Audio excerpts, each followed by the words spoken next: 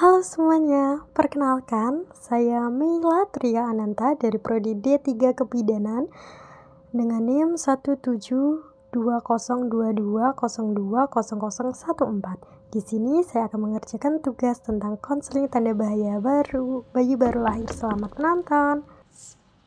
Oh, Bu, silakan duduk dulu. Assalamualaikum. Waalaikumsalam. Nggih. Pripun, Bu, dengan Ibu siapa ini? Ibu Desi. Iya. Ini mau periksa, Bu. Kemarin tuh mungkin saya yang belum tahu cara menyusui ya, Bu. Oh, nggih. Minta diajarkan cara menyusuinya. Saya kan baru pertama melahirkan, jadi ibu pertama. Anak pertama nggih, Bu. Ibu sendiri keadaannya bagaimana ini setelah nifas dari hari keberapa ini, Bu? Ini udah hari ke-3. Nggih. Perasaannya gimana, Bu? Alhamdulillah bahagia sekali karena sudah melahirkan si kecil.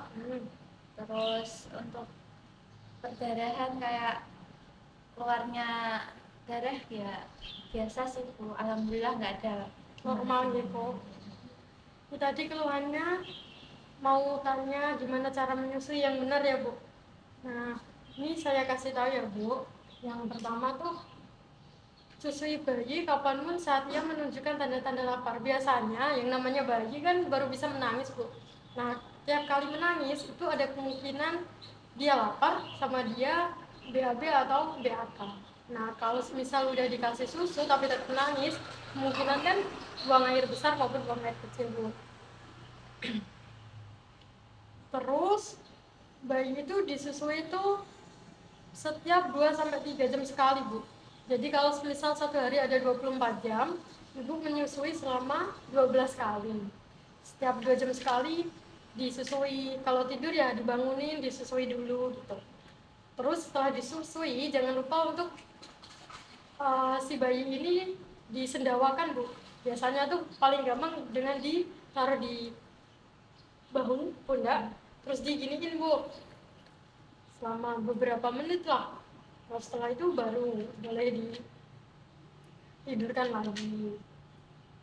Terus ibu udah tahu belum tentang tanda bahaya bayi baru lahir? Belum, Bu. Yang saya tahu tuh kalau misalkan anaknya itu nggak mau nyusu itu katanya tanda bahaya, Bu. Makanya saya bertanya ini caranya menyusui gimana. Soalnya dari kemarin saya pakai dot ininya saya pompa terus tak masukin ke nggak langsung dari saya. Nah, tanda bahaya tuh yang pertama tidak mau menyusui lalu dimuntahkan semua yang diminum. Jadi nih bayinya tuh udah susah nyusu, terus setelah diisep ya, Bu, air susunya tuh dikeluarin lagi, gumoh lagi lah, Bu, ibaratnya. Nah, itu perlu penanganan lah, Bu. Kan soalnya bayi baru bisa minum air susu doang. Ya.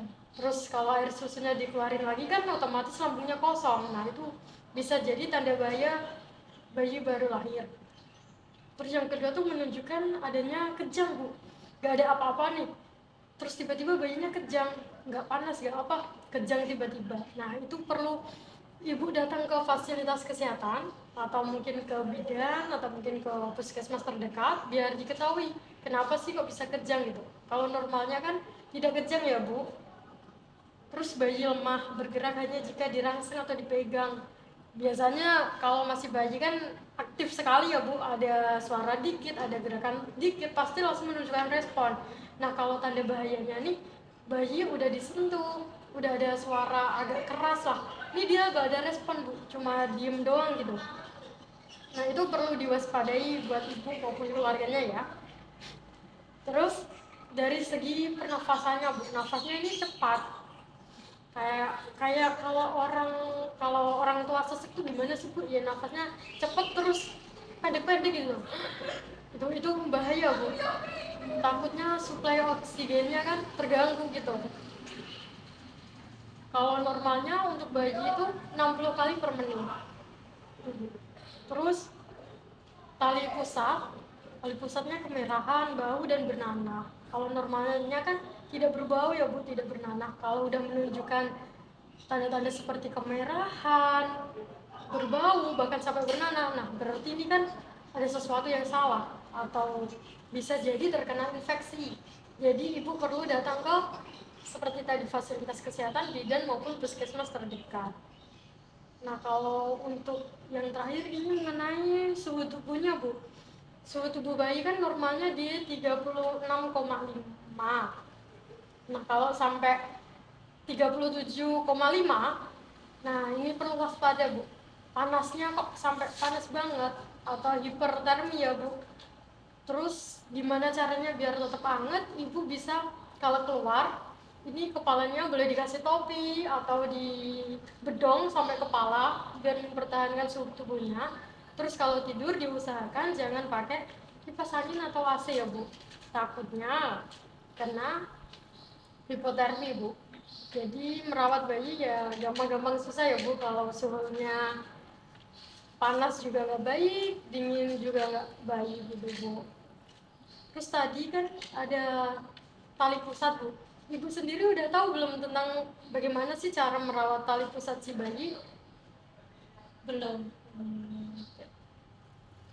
Ini saya kasih tahu lagi ya Bu sekalian. Yang pertama tuh sebelum menyentuh tali pusat, Ibu harus cuci tangan terlebih dahulu. Diusahakan cuci tangan terlebih dahulu. Terus jangan oleskan apapun pada tali pusat. Berarti tangan dalam keadaan steril, nggak mengoleskan baby oil, entah minyak zaitun, entah apa bedak ya Bu, biasanya itu jangan ya Bu. Terus tali pusatnya nggak perlu ditutup dengan kasa Bu. Terus kalau bisa juga tali pusat jangan ditutup sama pakai popok atau gurita Bu, tahu ya gurita yang biasanya buat anak kecil itu.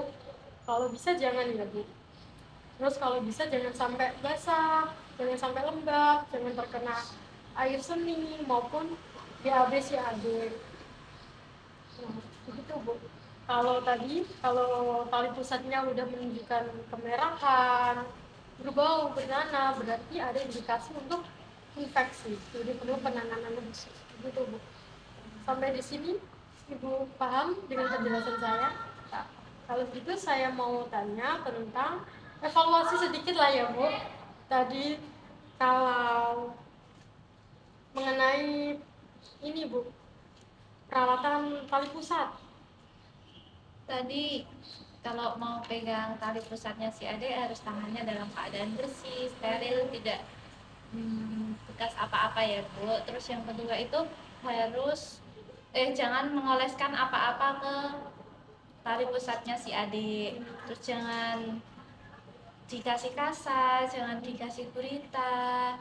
Terus kalau bisa jangan dikenakan air pipisnya atau BAB-nya. Wah, berarti Ibu menyimak ya, alhamdulillah. Terus tadi kalau tanda bahayanya, kalau gimana Bu, bayi udah gimana, kalau itu udah perlu si bayi ini waspada harus pergi ke bidan atau ke puskesmas? Itu tadi kalau bayinya gumoh tuh, gumohnya itu misal habis diminumin gumoh kan dia jadinya perutnya kosong, dikeluarkan semua kan. Terus yang kedua itu pernafasannya lebih dari 60 kali Bu. Terus tadi demamnya lebih dari 37,5, itu bahaya sekali. Terus kalau si adik udah kejang, Nanti sampai di sini Ibu paham ya sama apa yang saya sudah jelaskan. Ada yang mau ditanyakan lagi Bu? saya rasa cukup sih Bu. Terima kasih ya Bu. Iya. Saya Oh iya. Kesini tadi sama suami ya Bu? Iya. Iya. Semoga sehat selalu. Kalau ada apa-apa segera datang ke tempat fasilitas terdekat atau bidan terdekat ya Bu.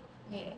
Terima kasih Bu. Saya pamit dulu ya. Iya, Bu. silakan. Terima kasih. Hati-hati ya Bu. Assalamualaikum. Waalaikumsalam. Ahoy, ahoy.